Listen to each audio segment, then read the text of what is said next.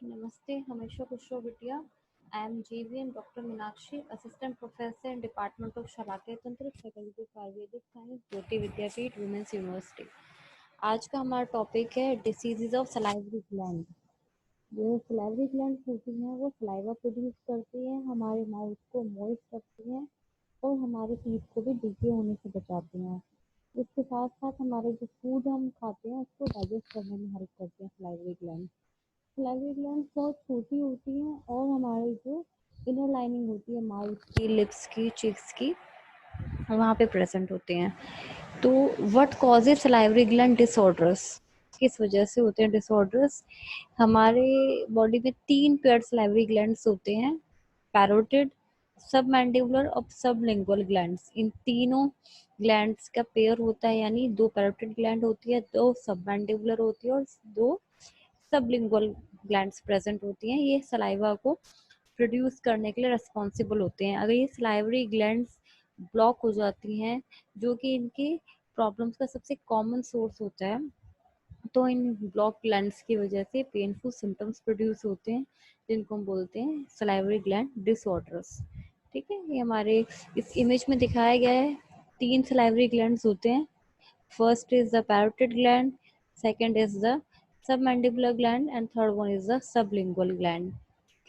तो इसमें हम पढ़ेंगे सलाइवरी ग्लैंड डिसऑर्डर्स में सबसे पहले non neoplastic disorders of salivary gland.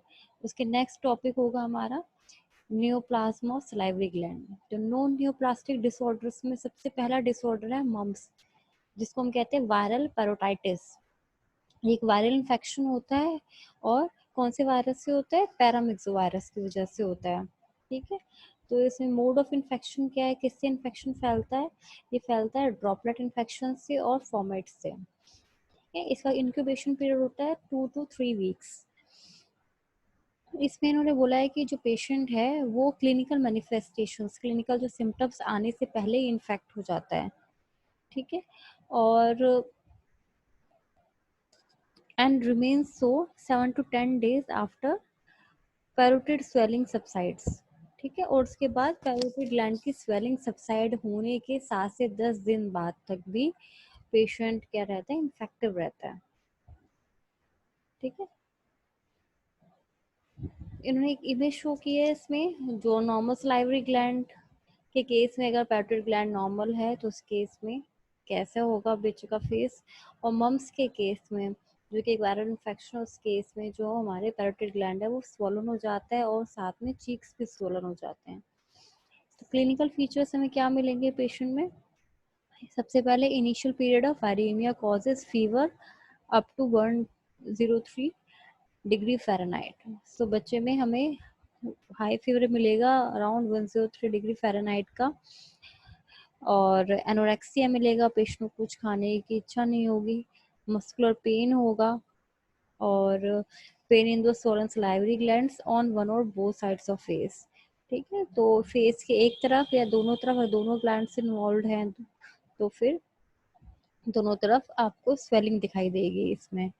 ठीक है, और जो सब मैंडिबुलर सबलिंगुअल सलाइवरी ग्लैंड्स हैं वो भी एनलार्ज हो सकते हैं, लेकिन जो सोलिटरी इन्वॉल्वमेंट होता है, आइसोलेटेड इन्वॉल्वमेंट होता है सब मैंडिबुलर ग्लैंड का, वो बहुत रेयर होता है। ठीक है, और ये सब स्वेलिंग का 1 हफ्ते के अंदर सबसाइड हो जाती है। फिर इसमें एक सिम्टम मिलेगा आपको पेन वाइल च्यूइंग और स्वेलोइंग। ठीक है, तो बच्चे में स्वेलो करते टाइम या कुछ च्यू करते टाइम पेन होगा जॉ मूवमेंट्स करने पे। फिर इसमें आते हैं आपके कॉम्प्लिकेशंस। कॉम्प्लिकेशंस में सबसे पहले है ऑर्काइटिस। ऑर्काइटिस में क्या होगा? पेनफुल और टेंडर टेस्टीज होंगे। ठीक है, या तो एक साइड में होंगी पेनफुल टेस्टीज या फिर दोनों साइड्स भी हो सकती हैं। ठीक है, और स्टर्लिटी इतना रेयर होती है, स्टर्लिटी कॉज नहीं होती है पम्प्स की वजह से। सेकेंड है उफ्राइटिस। उफ्राइटिस में पेशेंट को लोअर एब्डोमिनल पेन मिलेगा, और फीमेल स्टर्लिटी ज़्यादा कॉमन नहीं होती है इसकी वजह से। नेक्स्ट सिम्टम है इसमें कॉम्प्लिकेशन है पेनक्रेटाइटिस। पेनक्रेटाइटिस की वजह से पेन इन एब्डोमेन होगा पेशेंट में। नेक्स्ट है असेप्टिक मेनिंजाइटिस। ठीक, असेप्टिक मेनिंजाइटिस या फिर मेनिंजोएन्सेफेलाइटिस हो सकता है।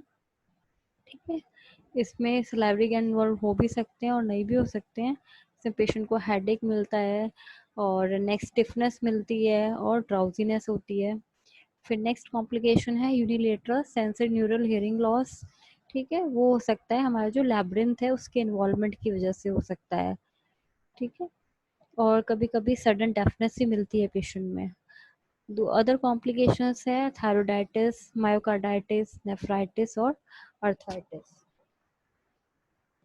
फिर आते हैं हम डायग्नोसिस पे। डायग्नोसिस के लिए सबसे पहले हमें क्या करना है, serum and urinary amylase test कराएंगे तो रेज मिलेगा।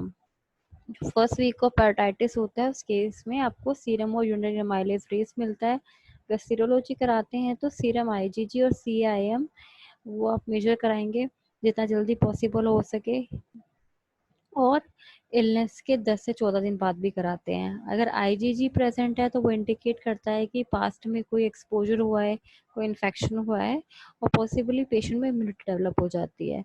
लेकिन अगर हमें 4 गुना ज़्यादा आईजीजी टाइटर मिलता है तो इसका मतलब है कि वो एक्यूट से कन्वर्सेंट सीरम में चेंज हो गया, इंडिकेट करता है कोई रीसेंट इन्फेक्शन है। सिमिलरली अगर आईजीएम प्रेजेंट है तो वो इंडिकेट करता है रीसेंट इन्फेक्शन को। ठीक है, तो आईजीएम प्रेजेंट होता है ऑलमोस्ट 100% पेशेंट्स में मिलेगा आपको बाय डे 5। फिर आते हैं हम ट्रीटमेंट पे। Treatment of mums.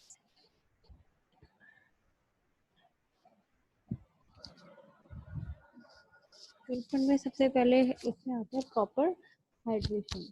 ठीक है, पेशेंट को प्रॉपर हाइड्रेशन होना चाहिए बच्चे का। उसको रेस्ट कराना है आपको, उसको एनाल्जेसिक देनी है। और पेन है तो पेन के लिए आप पैरोटिड ग्लैंड के ऊपर कोल्ड और हॉट कंप्रेसिव करा सकते हैं। ठीक है, इसके अलावा आपको ऐसा फूड देना है जो कि सलाइवरी फ्लो को इंक्रीज करे। ठीक है, और पैरोटिड स्वेलिंग तो परसिस्ट करेगी अराउंड 1 वीक। ठीक है, तो ऐसे फूड देना है जो कि इजीली च्यू कर सके बच्चा, या सोर फूड को आपको अवॉइड करना है, सिट्रस फूड जूसेस को अवॉइड करना है। ठीक है, और प्लांटी ऑफ फ्लूइड्स आपको देने हैं पेशेंट को। ठीक है, और अगर साथ में कॉम्प्लिकेशन ऑर्काइटिस है तो उसमें आपको कोल्ड कंप्रेसेस कराने हैं, स्कॉटम सपोर्ट देना है, एनाल्जेसिक्स देने हैं। ठीक है, इसमें स्टेरॉइड ज़्यादा यूजफुल नहीं होते हैं तो इसलिए नहीं दिए जाते हैं।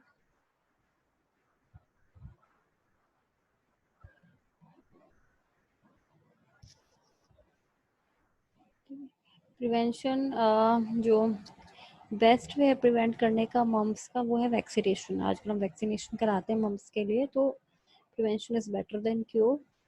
और काफ़ी लोगों को इम्यूनिटी डेवलप हो जाती है मम्स होने के बाद में। ठीक है, तो फुली वैक्सीनेशन होने के बाद उनको इम्यूनिटी डेवलप हो जाती है वैक्सीनेशन देने के बाद में। तो मम्स वैक्सीन को यूजुअली हम कॉम्बिनेशन फॉर्म में देते हैं, एमएमआर इनोकुलेशन दिया जाता है at the age of 15 months. और ये सेफेस्ट और most effective form of vaccine है, तो ये सेफ है और इसको आपको देना चाहिए पेशेंट को। फिर नेक्स्ट डिसीज़ जो है नॉन न्यूप्लास्टिक डिसीज़ और सलाइवरी ग्लैंड, वो है एक्यूट सुपरेटिव पेरोटाइटिस। ठीक है, मेनली आपको एल्डरली में डेबिलेटेड और डिहाइड्रेटेड पेशेंट्स में मिलता है। ठीक है, इसमें ड्राई माउथ एक बहुत एक मेन प्रीडिस्पोजिंग फैक्टर है। किसी भी कॉज की वजह से ड्राई माउथ हो रहा है तो पेशेंट को एक्यूट सुपरेटिव पेरोटाइटिस हो सकता है। और इसमें staphylococcus Orius main causative organism होता है। इसके अलावा और दूसरे ग्राम पॉजिटिव एनारोबिक ऑर्गेनिजम्स भी ऑब्जर्व किए गए हैं। और इसमें है यू रूट ऑफ इन्फेक्शन इसमें होता है फ्रॉम माउथ थ्रू स्टेंसन्स डक्ट। ठीक है, जो पैट्री ग्लैंड की डक्ट होती है उसके थ्रू इन्फेक्शन पहुंचता है ग्लैंड में। इसमें क्लिनिकल फीचर्स होते हैं, ऑनसेट सडन होता है बहुत, और पेशेंट को सीवियर पेन होगा, और जो ग्लैंड है सलाइवरी ग्लैंड वो एनलार्ज मिलेगी। ठीक है, इसमें जो जॉ मूवमेंट की वजह से पेन और ज़्यादा एग्रीवेट हो जाता है, इंक्रीज हो जाता है। और जो स्टेंसन डक्ट की ओपनिंग है वो स्वॉलन मिलती है, रेड मिलती है, और उसमें से पस डिस्चार्ज भी होता है। ठीक है, पस डिस्चार्ज को आप जेंटल प्रेशर डाल के ग्लैंड पे उसे एक्सप्रेस आउट कर सकते हो। और पेशेंट यूजुअली फिब्राइल मिलेगा, उसको थोड़ा टेम्परेचर होगा, टॉक्सिनिक होगा। ये इमेज है एक्यूट सुपरेटिव पेरिटाइटिस की। इसमें दिखाई गई है इस इमेज में पैरेटेड ग्लैंड डक्ट की ओपनिंग, स्टेंसन डक्ट की ओपनिंग, यहाँ पे डिस्चार्जिंग पस दिखाई दे रहा है। Picture of acute suppurative parotitis. फिर इन्वेस्टिगेशंस क्या कराएंगे, जो WBC काउंट आप कराओगे तो उसमें आपको ल्यूकोसाइटोसिस मिलेगा और पॉलीमॉर्फ्स इंक्रीज मिलेंगे। और उसमें आपको क्या करना है, पॉजिटिव ऑर्गेनिजम्स को आपको आइडेंटिफाई करना है, उसकी सेंसिटिविटी चेक करनी है बाय ब्लड कल्चर एंड पस कल्चर। पस कलेक्ट करेंगे हम पैरेटेड ग्लैंड, पैरेटेड डक्ट की ओपनिंग से कलेक्ट करके, और फिर वो पस को ऑब्जर्व करते हो कल्चर के लिए। उसके बाद आप ऑर्गेनिज्म को आइडेंटिफाई करोगे, उसके अकॉर्डिंग एंटीबायोटिक्स दी जाती है। फिर इसमें ट्रीटमेंट प्लान में सबसे पहले आपके आते हैं कि अप्रोप्रिएट आपको एंटीबायोटिक्स देनी है, प्रेफरेबली इसमें आईवी रूट के थ्रू एंटीबायोटिक्स दी जाती है। आपको प्रॉपर उसका एडिक्वेट हाइड्रेशन कराना है। फिर आपको मेजर्स देने हैं ताकि सलाइवरी फ्लो इंक्रीज हो, ओरल हाइजीन पे आपको ध्यान देना है। अगर टेम्परेचर सबसाइड नहीं होता है और एक प्रोग्रेसिव इंड्यूरेशन हो रहा है ग्लैंड का इवन आफ्टर मेडिकल मैनेजमेंट, तो आपको उसमें केस में सर्जिकल ड्रेनेज कराना है। तो thank you so much. This session is powered by digital version 2.0 Jyoti Vidyapeeth women's university. I hope you're satisfied with my digital session. If you have any query, please mention in the comment box. I will resolve it. Thank you so much.